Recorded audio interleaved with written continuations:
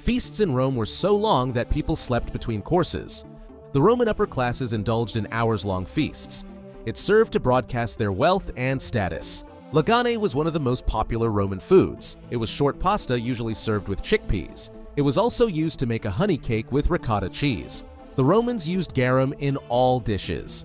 Garum was salty fermented fish sauce. It was made of fermented fish meat, blood, and guts. It was even used as a dessert topping. Romans ate meat such as venison, wild boar, and rabbit. They served seafood like raw oysters, shellfish, and lobster. Stuffed dormouse was considered a delicacy. Farmers fattened the rodents up inside pots. Parrots were killed to make fricassee of their tongues. Among the unusual recipes was salsum sine salso. It was an eating joke made to amaze guests. The fish would be presented with a head and tail, but the inside was stuffed with cow liver. Wine wasn't always drunk straight. Water was used to dilute the alcohol potency.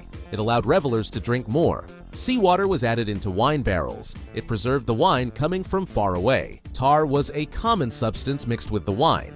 Over time, it blended with the alcohol. Vomiting was a common practice during banquets. It helped make room in the stomach for more food. It was considered normal to break the wind while eating. It was believed that trapping gas inside caused death. Bloating was reduced by lying down on a lounge.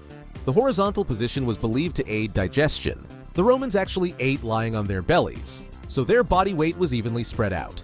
The left hand held up their head. The right one picked up the food on the table. The Romans ate with their hands, so the food had to be already cut by slaves. Food leftovers and bones were thrown on the floor. Lying down also allowed quests to sleep between courses. However, this privilege was reserved for men only. It was a symbol of dominance over women.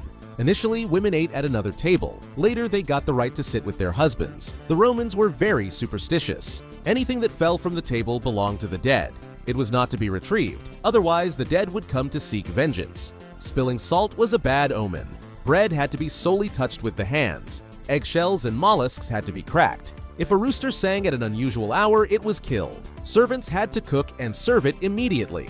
Feasting was a way to keep death at bay. Banquets ended with a binge drinking ritual. Diners discussed death to remind themselves to live fully. Salt and pepper holders were shaped like skulls.